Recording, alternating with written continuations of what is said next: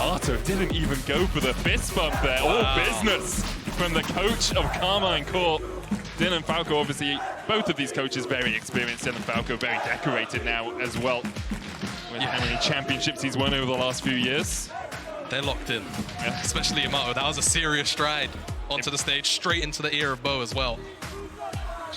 Has to give those final bits of advice before we get into the draft phase. I like the fact yesterday we saw Bo on something more aggressive. I think a lot of people last year looked to how he was utilized by Vitality and said, are you making him a bit passive? Are you making him more of a tank player, more of a utility player? Can he be unleashed? Because that's where he thrived so much when he was on FPX. Yeah, exactly. And it always kind of feels a bit bad when you see players come in, it doesn't matter where they're from, right? Coming from a different region, a different level of play, and then they're forced to kind of change the style of what kind of got them there in the first place. It feels like, to me, Bo on this Karmine Corp lineup, if anything, if it's take anything from yesterday, is going to be a lot more unlocked compared to where he was at with Vitality last year. We're here, though, into picks and bans for Match of the Week. Let's see if we get anything spicy. Immediately, Renata taken away from Targum is one of his favorite champions, something he's very comfortable on as well, so no real surprises there. Draven from Hunt Summer, banned in most of the games we see with G2 in them. Hunt is locked and loaded. Mickey playing around with something magnetic, a little bit more playful it seems. Ashe taken out of the pool, very good support, also a good AD carry. Kalista as well. A lot of bot lane focus so far in this pick and ban phase. Yeah, a lot of bot lane focus, a lot of the picks that we've come to expect to be banned, and I was going to bring up the Rumble because that was one of the 100% presence picks yesterday. Coming into today, Jax is the only one still left up and available, and it was Bo that piloted that in the jungle yesterday to a pretty decent success, I'll say, until things started to turn around. So curious about what the priority is going to be there for G2. Do they want that pick? Is there something else on their mind? The Apheliios, potentially an answer here. I think Apheliios and Varus still being open does give you a bit of flexibility in the AD carry pool. Apheliios, we saw him hotfixed and teams went, oh, okay, maybe Apheliios is pretty good. You Emax, you get as much lethality as possible. We're seeing a mix of builds, Stormraiser into IE Bloodthirster or Collector into IE Bloodthirster as well if you want that little bit of extra lethality early on. Apheliios is the lock though, as we said. Now Karmine Corp don't have to pick the AD carry here, of course can do it on 3, but could look towards the Varus or even Lucian Nami, which is still available. I think Nami, Milio, either or. We'll see in a second once Yak gets his lock in. So it was Milio. Lucian Milio locked in here for Karmine Corp. That will be up on your screen in a second. Yesterday, of course, we saw the Lucian Nami coming out from KC.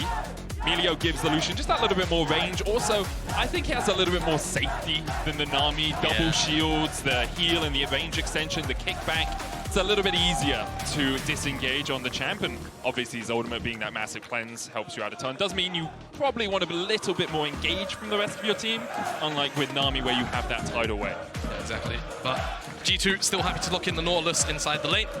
They'll use that and probably layer in something, another form of engage later on into the draft.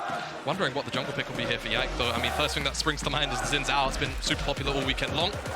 Will they want to go towards that, or will it be something a little more team-orientated? Oh, the LeBlanc. AD LeBlanc made his way through. Of course, could still be AP, but expectations are this will be AD. Does mean you need to stack your top side with a little bit more magic damage. When still on the cards, wouldn't be surprised if we see KC ban that out. But with the Rumble being taken away, those are kind of the two priority top laners. Singed and Teemo are solo queue terrors if we're talking about AP top lane, but I don't think we need to discuss them until we actually see them on the ring. Yep, so Seiken's answer or Bo's jungler. I think those are the two options Karmine Corp are looking towards, and it's going to be the Neeko. So fair amount of wave clear. I feel like Neeko does a good enough job, especially in the lane, until LeBlanc hits one item, but kind of just keeping that one stable and not really super volatile as LeBlanc tends to make lanes. So let's see where Karmine Corp want to go now with their band. You would expect that because they've got 4th pick, they're just going to try and remove away 2 picks that they feel like Yak is going to lean on. Jack's still up as well. I also do want to bring that one up. So we'll see exactly where G2 want to go in response. There's the Poppy for number 1, technically a flex as well. I mean, it kind of implies that maybe they want to go towards that. Jax obviously has a dash to get into the fight, and Poppy can negate that pretty well with the steadfast presence, and would give them a better damage profile as well if they had a good AD jungler hit alongside the Neeko. Cabo can always default to something like his Gragas, which Poppy also works well into, so wouldn't be surprised if we see Cabo on a safe top laner once again, who does have a lot of burst with the new Storm Surge build. Definitely. I feel like Karmine Corp are going to be in need of at least one frontliner here. Yeah. Apheliios and LeBlanc are going to be an absolute terror if Karmine Corp are basically piloting 4 or 5 very, very squishy champions. So hopefully that comes through for them. What will the second ban be? Is it going to be Xin Zhao? Is it going to be Jax? What do they want to kind of force G2 into? Instead, the Bel'veth, that also very powerful jungler on this patch, and a Yike specialty as well. I made his name on it in the ERLs before joining G2 last year. G2 have got rid of the Jayce for Cabochard in the top lane. I mean, there isn't really much flex about Karmine Core's composition. You don't ever really see Neeko top, and Lucian Milio is always going to be bot lane, so you know that that Jayce ban is targeted specifically at Cabochard. There's the Jax ban as well, which does pinch Bo's pool a little bit. If he is looking for an AD jungler, you're going down to things maybe like a Viego, maybe like a Vi, if you want a little bit more engage.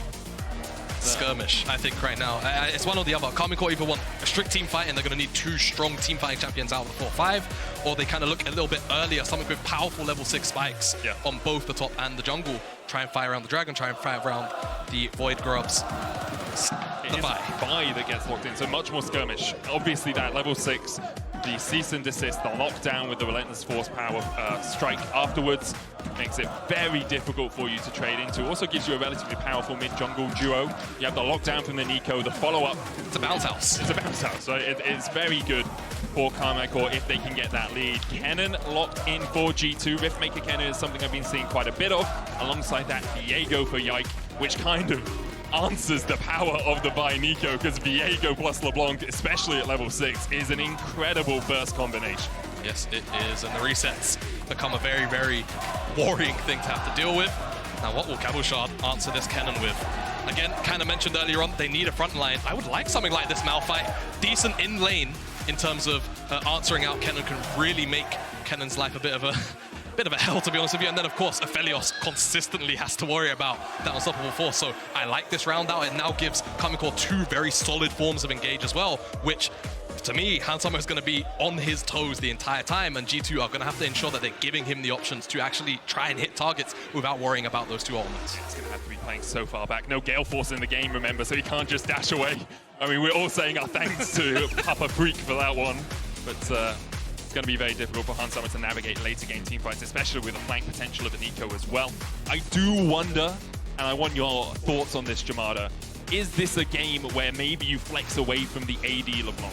Maybe you say, we've got Viego, we have the damage coming out from Apheliios as well in terms of physical damage. Yeah. Do we need a little bit more magic damage so we can work our way through that Malphite, who's likely to build armor? It does feel a little bit more like an AP LeBlanc game than it does an AD.